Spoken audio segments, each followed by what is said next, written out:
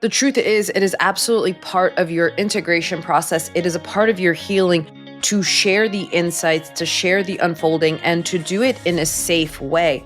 And you want to make sure that whoever you're doing that with is psychedelically informed, and you want to get the support in that process so that it is healing and therapeutic, and not sharing it with someone who's going to make you question your process, or someone that is going to talk down on it or honestly ruin it for you. All right, YouTube friends, Ketamine Connections, I'm Anna Krishdal. This is a short clip to remind you that the video you're about to see is not made for YouTube. It is simply a video recording of me recording the Ketamine Connections podcast that you can find on Spotify, you can find on iTunes, you can find on Amazon.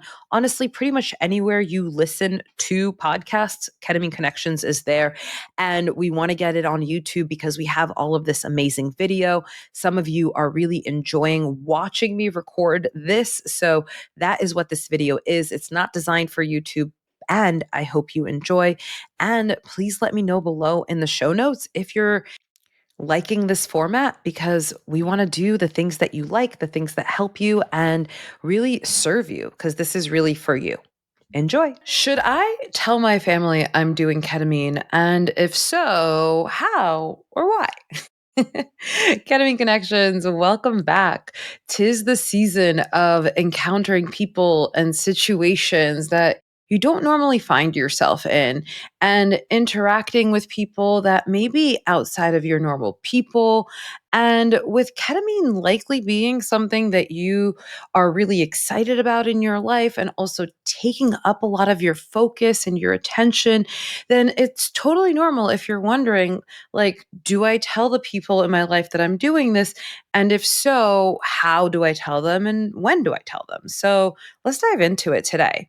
And I want to say really quickly that, the title here, we're talking about family, and this episode is going to be relevant to anyone in your life. We're talking, if your friends, your colleagues, your chosen family, your mailman, whoever it is that you're considering telling, this episode is going to be relevant. I'm using family as a blanket statement here. So know that there are a lot of really good tips in this episode for whoever you might be considering telling ketamine about, that maybe isn't your provider, that isn't your coach, that isn't your therapist, that isn't someone that is supporting you on this journey, but rather someone auxiliary. So let's get into it. Now, the first thing that I want to say is your excitement is so valid. Whether you have started with ketamine already, or maybe you're getting ready to start with it, let's normalize that there is a lot to be excited about. I know that most people coming to ketamine have been looping dense mental states for anywhere from 2 years to 10, 15, 20 years, a long time. It's a long time that you have been in the state that you're in. And the statistics show that 50 to 70 people experience symptom relief in your first session. That is huge. And honestly, if you've been in that state for however long, even the slightest shift in feeling something different, something other than what you've been looping and feeling for this entire time, is something that is life changing. It's huge. And we want to celebrate that. Even a moment out of that dense fog or that looping anxiety that you've been in is a really big deal. And if you are on my newsletter, then you already know this, because this is exactly what I spoke about in the theme for last week. My newsletter last week talked about why even the smallest changes are really big changes when it comes to transforming the subconscious mind.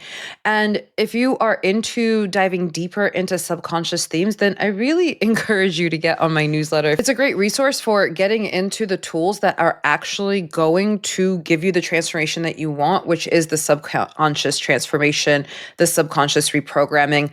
I am still figuring out where I can post these tools and these tips outside of my newsletter. I have some ideas, but I'm not prioritizing that execution just yet. So this information really just lives on my newsletter. And if you missed it, then check out the Sunday preview sneak peek from November 30th, because I give a little bit more information there. Anyways, wanting to share about your ketamine journey, let's get back to that, because it is beautiful. for so many people, even just choosing to do ketamine, to embark on this therapy, is a big breakthrough that comes with a really celebratory attitude of like, oh my gosh, I'm doing it. Like, yes, like I am choosing something that is experimental, something that is new, and something that, again, when you do it correctly with subconscious reprogramming, has amazing, amazing benefits, and the potential is honestly infinite. So let's celebrate the excitement of, even if you haven't started ketamine, but you know you're committed to it, let's absolutely up and amp up the excitement on that. And let's also talk about how to treat it, because especially if you haven't begun your sessions yet, then I want you to think about it like a little baby bunny, like a little baby, sweet, innocent, tender. It is soft and it is precious. And you think about it all the time. You don't want to leave the house because this baby bunny is just so amazing. And that's exactly the right attitude for this baby bunny. But let's talk about how not everyone in your life is equipped to handle your baby bunny with the same care that your baby bunny deserves and the same care that your baby bunny gets from you. And what I mean by that is not all family members are created equally. And when you have a seed of an idea, and it's important to remember that the seedling of anything needs a lot of nurture, it needs a lot of care, it needs a lot of tenderness, and it is deserving of that. You really want to treat this idea like this newborn um tender being that deserves a lot of care and a good amount of protection and sheltering as well. Now, if you're further along in your process and you have gone through your ketamine transformation and maybe even integrated it, because I also want to advocate that if you are new to your sessions and you don't know that every session is going to be different and that there is an entire integration phase where all of those insights turn into your life, right? To integrate is to make whole. But let's say you're on the other side of that. Let's say you did ketamine months ago or weeks ago, or let's just say that it's going really well because of the work that you've done before. You've had the transformation and you've integrated it. Then I want you to stay tuned, because I'm going to talk about how to talk about that experience and also give you some really solid advice on how to handle that situation. And also, by the way, congratulations on your transformation. It is exciting. It is 110% worth celebrating. And you get to serve as the inspiration for the people in your life. And that's what I'll talk about later. And if you stick around in the meantime, I do have some good tips in case you embark on telling people and need some advice on that as well. Okay, so when we're talking about the topic of discernment, I have to admit that this topic is personal and it hits home for me in a tender way, because in 2018, when I knew with my entire body after just one weekend with intentional psychedelic use that my life was never going to be the same, I did not know how to talk about it. I did not know if anyone knew what I had done. I didn't know if I could choose the people to talk about it with. And it's honestly how and why I do the work that I do now, because I know what it's like to be unprepared for the transformation. I know how to be what it's like to be blindsided by the transformation. And I also know what it's like to be alone in that journey when you don't know who can hold your baby bunny with the special care that it deserves. So that was my story, and the landscape has changed. You know, it's 7 years later. We have so many more publications, so many celebrities talking about psychedelic use. And also, ketamine is legal, which honestly is a little bit of a double edged sword, because ketamine being legal means that there are more people that know about it, but you also don't know what they know. And that can be dangerous. I have had people tell me about medical professionals that they've met on an airplane, just out in the world, who have given them not great information about ketamine as a therapeutic tool. We have to remember that there are people that are used to ketamine being used in the ER or in other interventions, and not in this psychedelic mental health intervention that we are talking about on this show. And let's be real, there is a lot of information out on the internet, increasingly more information on the internet. And as far as I can tell, there's more information and more being published on the internet than there are fact checkers or people that are making sure that the information out there is good. So I boiled it down to two things for you to consider before you open up to anyone about your ketamine journey. So, number one is, am I ready to educate and inform this person about what I'm doing and what ketamine is? And number two is, what is the natural default demeanor of this person? And what I mean by number two is that we all have that person who is just negative about everything. They have a problem for every solution. Maybe they catastrophize, blow things out of proportion, are just not open to new ideas or even open to positive change in the world, let alone for you at a personal level. And so that's not the person you want to tell. I mean, that feels really obvious. And also I just want to give you permission that you don't need to share with anyone. And I will in a moment give you a criteria of how to determine whether you should share, and then a few guidelines for how to share, and then also guidelines on how to get out of the share if you're like, "Ooh, this isn't going well, get me out of here." Or just like, "Okay, I've shared all that I want to. This person is curious, asking too many questions, get me out of here." So, stay tuned for that. But the question really here is, before you share, is asking, is this someone that is able to receive this without projecting all of their stuff on me? The truth is, it is absolutely part of your integration process. It is a part of your healing to share the insights, to share the unfolding, and to do it in a safe way. And you want to make sure that whoever you're doing that with is psychedelically informed, and you want to get the support in that process so that it is healing and therapeutic, and not sharing it with someone who's going to make you question your process, or someone that is going to talk down on it or honestly ruin it for you. Because I know I've personally had the idea of sharing something that I love with someone that didn't treat it the way that I would have liked for it to be treated. And it kind of ruined the experience of sharing that. So I wouldn't want that for you.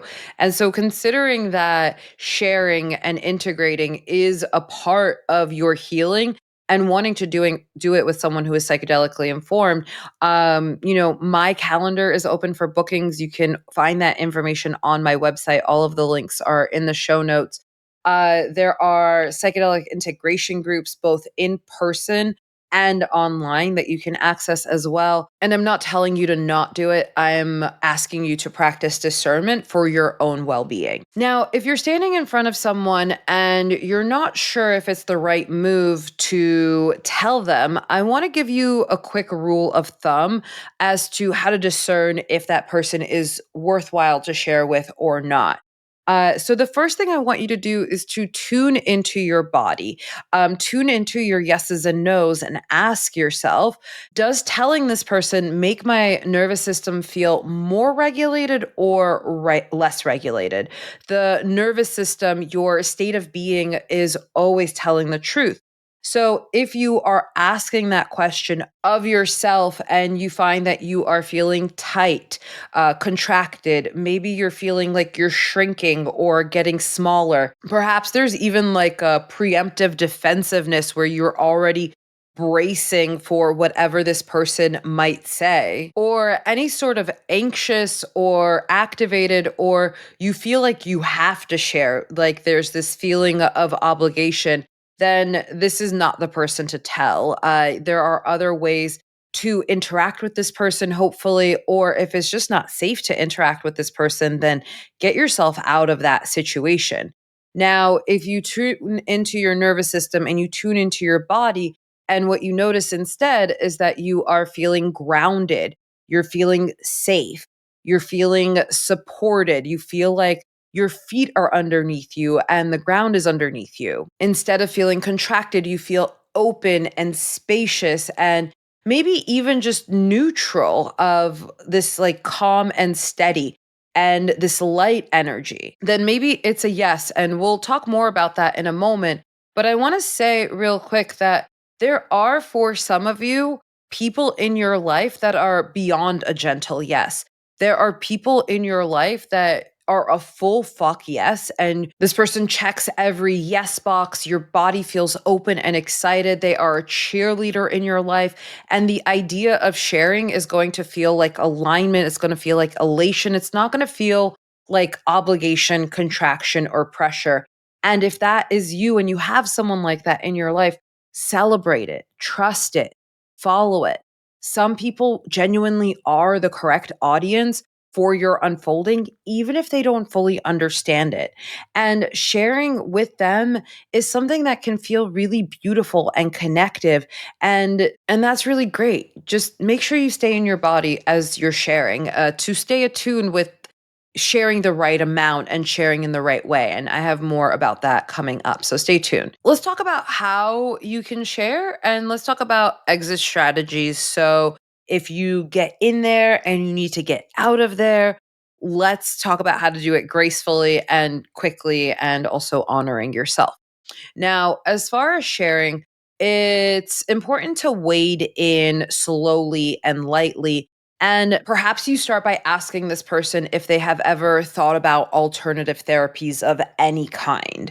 And if that goes well, maybe you ask if they've ever tried any alternative therapies or if they know someone who has. And if their attitude is still feeling open and light, maybe you ask if they've ever tried anything experimental or avant garde on their own. And hopefully, with these series of waiting in lightly questions, you've now established connection. You have a good idea of how this person is vibrating, if they're vibrating curious and open, or if they're maybe more closed off.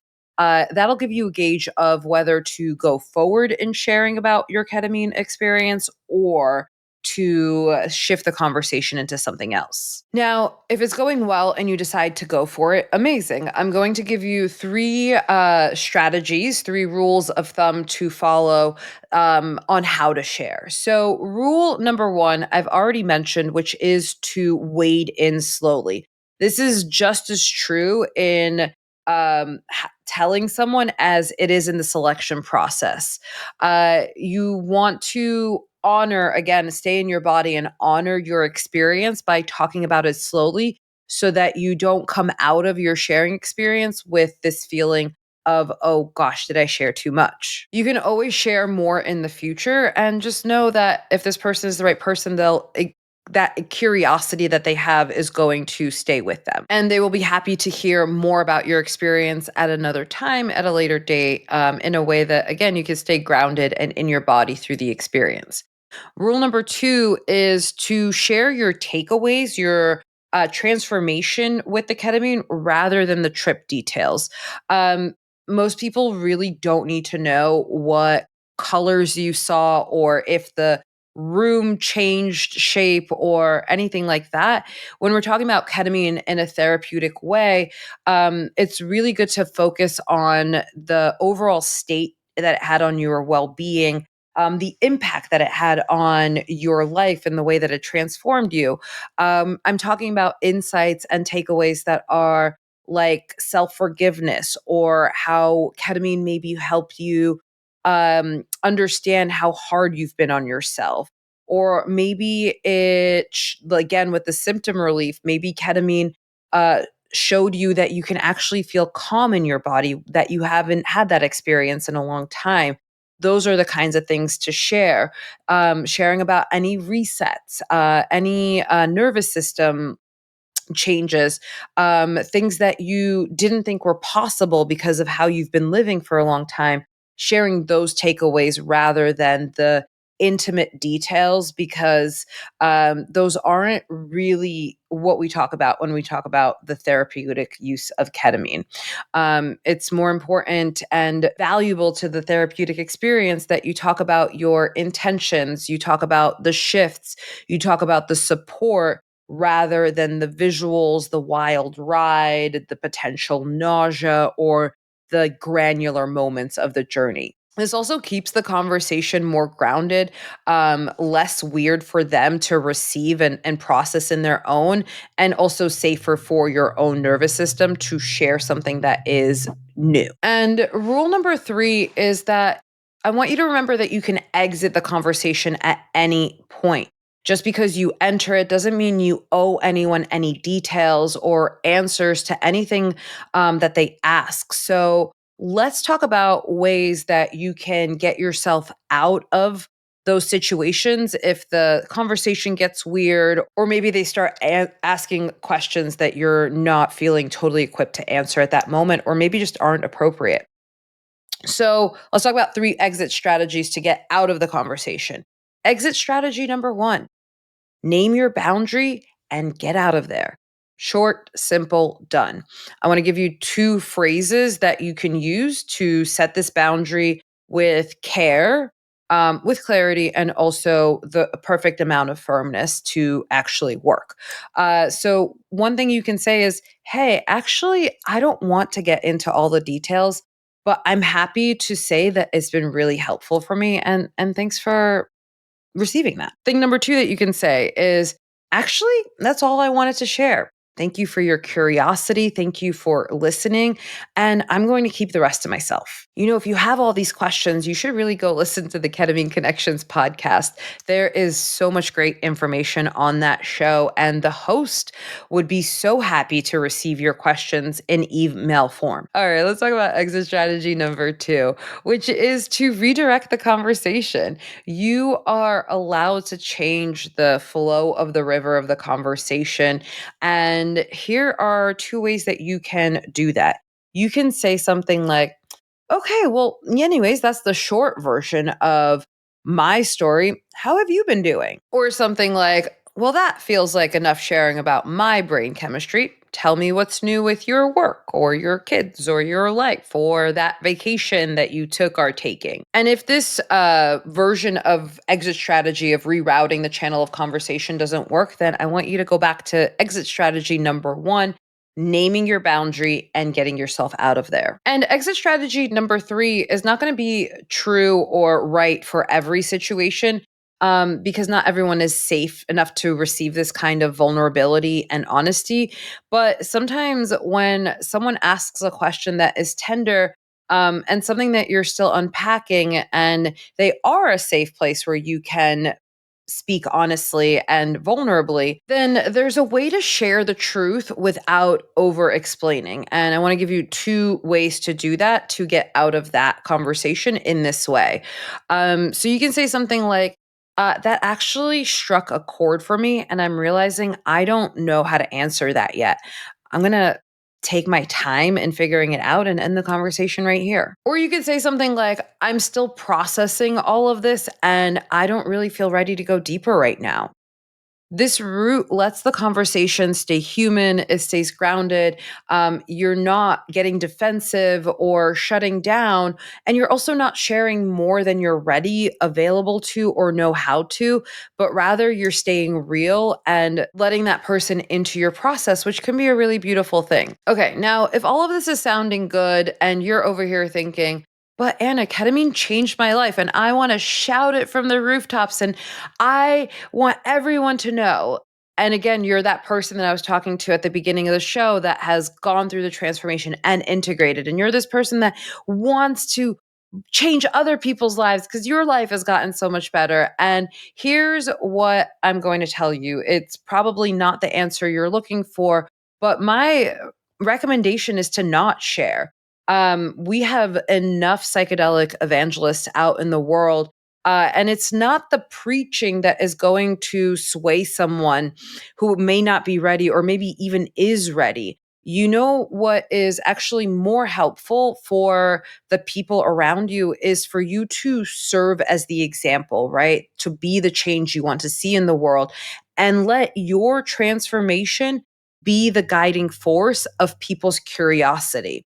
And your transformation, your lived life experience can do way more explaining for the people around you than any sort of monologue based in excitement that you can share. When the people around you notice you transforming, you growing calmer, you becoming less reactive, you becoming more present, and you changing, right? You've been in a fog, you've been in a loop for so long, and all of a sudden that is shifting and you are showing up to your life and the world differently. That is going to bring the people in to ask you about your transformation. They'll come to you and they'll ask how this change came about and how they too can take the steps to feel as good as you do. And when your transformation does the showing before you start doing the telling, this is truly the way to go. Your life is going to say so much more in this demonstrative way than anything that you can say before the person is ready to hear it. And when they come to you, then we all know that they're ready to hear it. And again, let's be real.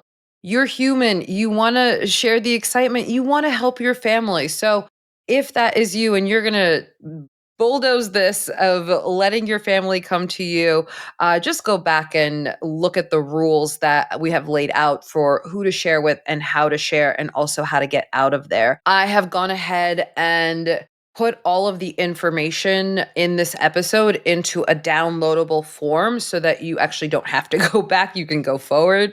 And I've alleviated you having to take notes on any of this. You can download the form. You can screenshot it on your phone so that it's available. You can run to the bathroom at an event and just kind of get this information through. And that form, the notes from this episode, along with literally every free resource we've ever had on this show or will continue to have on the show, is available in the Ketamine Starter portal. It's totally free. The link is in the show notes. So get in there because we have resources in there to support you in your ketamine journey, and also really good resources for the holiday season, including this episode guide. All right, friends, that is all that I have for you today. Now I want you to go forth and protect your baby bunny. Be discerning, be grounded, and let your nervous system lead the way to who you share, how you share, and if you share. Remember that there is no pressure and you are allowed to choose safety. So download that cheat sheet inside the Ketamine Starter portal. It's there waiting for you. It's free. And my hope is that it will help you with at least one potentially awkward conversation, whether it's how to navigate it or how to avoid it. And that is all that I have for you today, my friends. Until next Wednesday, when I see you again here on the Ketamine Connections podcast. And until then, as always, stay curious. Bye. Hey, friends. Thank you so much for joining me today on Ketamine Connections. I hope that this episode inspired you. I hope that it uplifted you. And I hope it just expanded your mind in some way with some perspective shift. We have been running this show for over a year now, which is incredible. And after more than 50 episodes, we have so many different resources to offer you. And we took all of those resources, we put it into one place called the Ketamine Starter portal. Check that out in the show notes. Everything you need is there. All of our guides, anything that we've talked about on the show is in that portal. And it's also the best way to get in contact with me, since we are not allowed to talk about psychedelics on social media. Being on the email list is the best way to get updates, to get all of the information that you need, and to stay in touch. So I really hope to see you in there.